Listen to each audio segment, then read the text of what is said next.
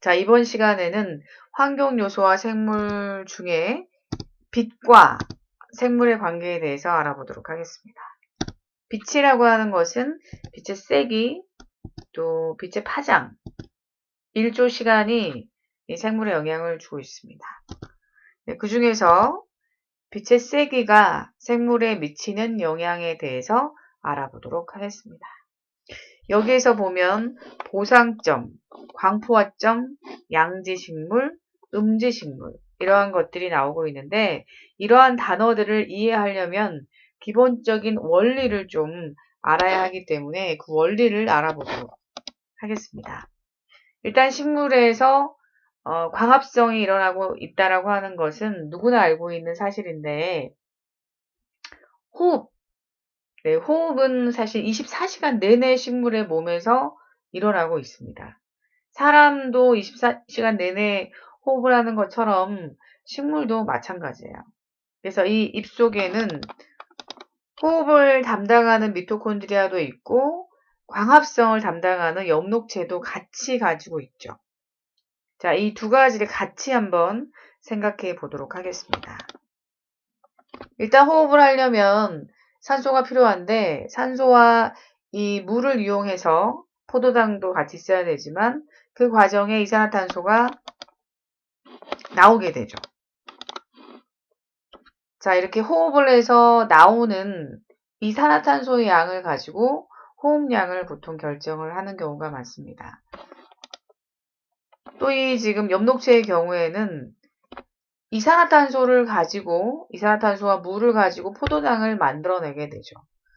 그래서 광합성을 하기 위해서 안으로 들어간 이 이산화탄소의 양을 가지고 나타내는 것을 광합성량이다 라고 표현을 하는 경우가 있는 거죠. 자, 일단 우리가 호흡이라고 하는 것은 24시간 내내 일어나는데 광합성은 빛이 있을 때만 일어날 수가 있죠. 그래서 깜깜한 밤이 되게 되면 호흡만 일어나게 된다라고 볼 수가 있죠. 그래서 이 미토콘드리아에서 예를 들어가지고 자, 이산화탄소가 3 정도가 나왔다고 한번 가정을 해보도록 하겠습니다. 자, 이 3이 광합성을 만약에 여기서 엽록체가 한다면 여기에 있는 이산화탄소를 이용할 수 있겠죠. 여기 안에 뭐 이산화탄소가 있는데 굳이 바깥쪽에 있는 이산화탄소를 가지고 와서 쓰는 것보다는 여기 입 안에 들어있는 이산화탄소를 이용하는 것이 더 훨씬 효율적이다라고 볼 수 있기 때문에 광합성을 하는 경우에는 먼저 입 안에 들어있는 이산화탄소를 쓰게 됩니다. 하지만 빛이 아주 없는 상태, 깜깜한 상태라면 광합성이 일어나지 않기 때문에 이 호흡을 통해서 나온 이산화탄소가 입 바깥쪽으로 방출이 되겠죠. 이 양을 이산화탄소 방출량이다 라고 말을 하게 됩니다. 이걸 그래프로 한번 표현해 볼까요? X축은 빛의 세기, Y축은 이산화탄소 방출량과 흡수량을 나타내고 있는데 일단 빛의 세기가 0인 상태에서 방출량이 3 점을 한번 찍어 보도록 하겠습니다. 이때는 순수하게 호흡량이 그대로 CO2의 방출량이 된다라고 볼 수가 있겠죠. 그런데 조금 더 이제 밝아지면 이제 동이 트고 해가 이제 뜨기 시작하겠죠.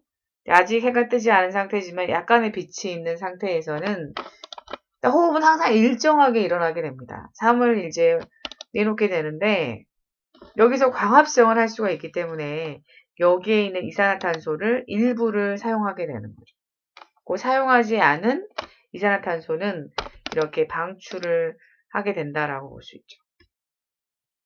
자, 이거를 그래프로 한번 표시해 본다면 방출량은 2가 됐죠. 아까 3이었는데 2가 된 이유는 이 1은 광합성에 쓰여졌다라고 볼 수가 있는 거죠.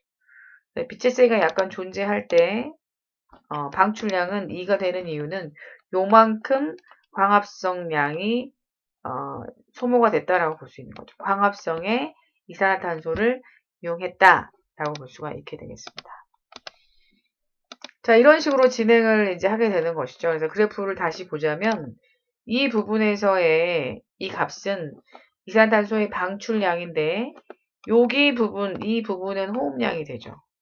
호흡량인데 방출량이 준 이유는 이만큼이 광합성량에 쓰여졌다라고 볼 수가 있겠습니다.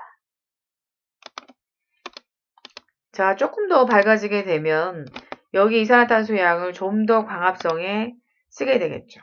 일부는 또 방출이 되게 되고 그래프로 찍어보게 되면 방출량은 1이지만 요 나머지는 여기 이 부분은 무엇에 쓰였다고요? 네, 광합성에 쓰였다라고 볼 수가 있는 것이죠. 호흡량은 3으로 일정한 상태라는 것을 잊지 마시고요. 자, 그러면 어느 순간에는 이 호흡량과 광합성량이 일치하는 경우가 오겠죠. 그렇게 되면 방출량은 0이 된다라고 볼 수가 있습니다. 자, 분명히 빛의 세기가 존재하고 있는 상태에서 이산화탄소의 흡수량과 방출량이 없는 0의 상태라 할지라도 이것은 호흡이나 광합성량이 일어나지 않은 것이 아니고 호흡량과 광합성량이 같은 지점을 말을 하는 거죠. 바로 이 지점. 호흡량과 광합성량이 같은 빛의 세기를 바로 보상점이다 라고 표현을 하게 되는 것입니다. 보상점, 호흡량과 광합성량이 같았을 때의 빛의 세기, 이것을 보상점이다 라고 표현을 하게 됩니다. 자, 그러면 이제 해가 밝아서 빛이 세지게 되면 여기 호흡량을 통해서 나온 이산화탄소가 부족한 상황이 되겠죠. 이걸 다 쓰고도 외부에서 가지고 와야 되는 거죠. 자, 이랬을 때 이 바깥쪽에 있는 이산화탄소를 가져오게 되면 이것은 이제 흡수량이 된다라고 볼 수가 있겠죠. 그래서 이 빛의 세기가 조금 더 세지게 되면 흡수량은 1인 상태로 점을 한번 찍어보도록 하겠습니다. 실질적으로 이제 여기에서 광합성량은 총 광합성량은 2뿐만 아니라 여기 아래도 이용을 하고 있겠죠. 호흡량만큼 광합성량이 쓰여지게 되고 더 추가로 또 광합성이 일어났다라고 볼 수 있는 거죠. 총 광합성량은 4가 되는 상태가 되겠죠. 4가 된다라고 볼 수 있습니다.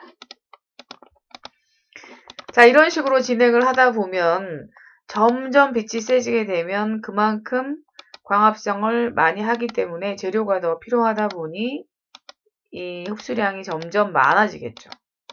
점점 많아지게 됩니다. 빛이 더 세지게 되면 더 많아지겠죠. 6인 상태까지 올라갔습니다. 자, 이렇게 됐을 때 4개까지 들어갔을 때는 또 7이 되는 상태. 순수하게 흡수가 된 거는 4인 상태가 되겠죠. 그렇다면 햇빛이 점점 세지면 계속해서 이산화탄소 양이 증가하느냐, 흡수되는 양이? 그렇지는 않습니다.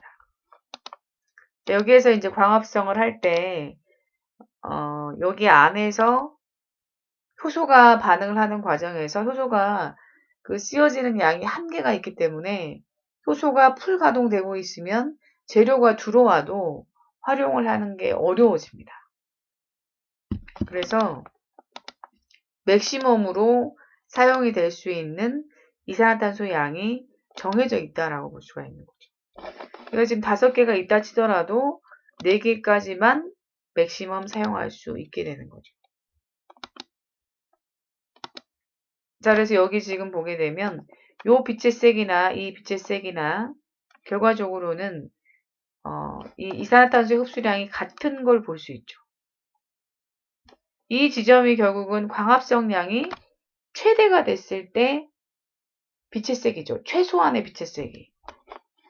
네, 그래서 여기 부분은 이 부분을 광합성량이 최대가 됐을 때의 최소한의 빛의 세기를 바로 광포화점이다 라는 용어를 쓰게 됩니다. 광합성량이 최대가 됐을 때, 이산화탄소 흡수량이 최대가 됐을 때의 최소한의 빛의 세기. 네, 이거보다는 이게 더 낮은 상태이니까 이것을 광포화점이다 라고 표현을 하게 되는 것이죠. 그래서 광합성량과 호흡량이 같았을 때의 빛의 세기는 보상점, 광합성 속도, 광합성량, 이산화탄소의 흡수량이 최대가 됐을 때의 최소한의 빛의 세기를 광포화점이다 라고 표현을 하게 되는 것입니다. 이 두 가지 용어를 잘 기억하시고요. 또 하나, 이것은 잎의 단면을 나타내는 거죠. 여기 부분은 울타리 조직, 여기 아래 부분 해면 조직이라고 하죠. 여기 지금 점이 보이는데 점이 바로 이제 엽록체를 나타내고 있습니다. 이 부분에서 광합성이 이제 활발하게 일어나겠죠. 이걸 왜 말을 하냐면 양지식물과 음지식물이 있습니다. 양지식물은 빛의 세기가 강한 곳에서 사는 식물인데 또 소나무가 가장 대표적인 예입니다. 정동질에 있는 소나무인데 정말 장렬하는 그 햇빛, 강한 빛이 쏟아지는 곳에서 사는 이제 식물인 거죠. 그러다 보니 지금 이런 식물들은 아까 봤던 울타리 조직이나 해면 조직이 아주 발달이 잘 돼 있습니다. 빛이 그만큼 풍부하기 때문에 그걸 이용해서 이 물질 대사가 되게 활발하게 일어날 수 있다 보니까 거기 안에 울타리 조직이 아주 발달이 잘 되고 또 해면 조직도 발달이 잘 되겠죠. 그래서 매우 빨리 자랄 수 있는 장점을 갖게 되지만 너무 또 강하다 보니까 이 울타리 조직이 물질 대사를 잘 하기 위해서 발달이 된 것도 있고 기본적으로 타고난 유전적인 특성도 가지고 있겠지만 너무 강한 빛이 또 오게 되면 물이 증발이 너무 쉽게 일어나겠죠.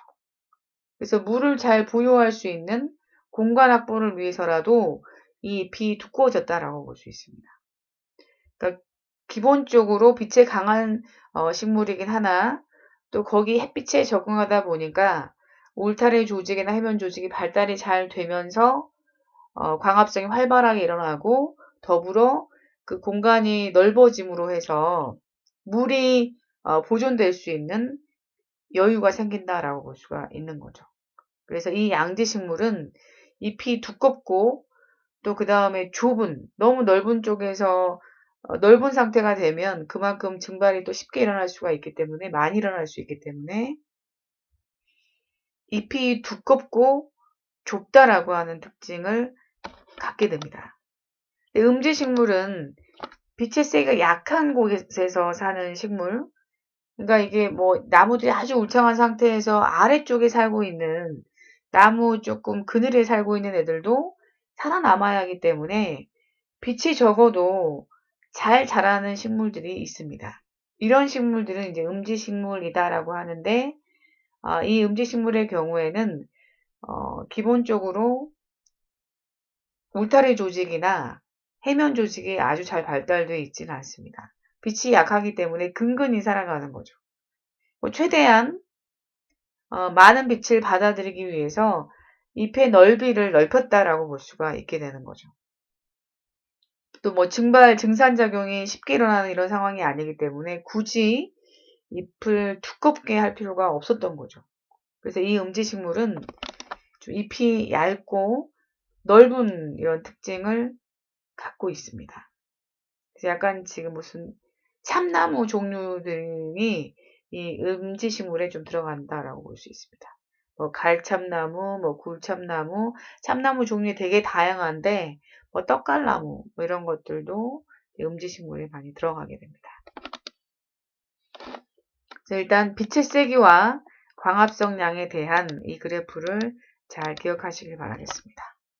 양지식물은 기본적으로 이 음지식물에 비해서 광포화점이나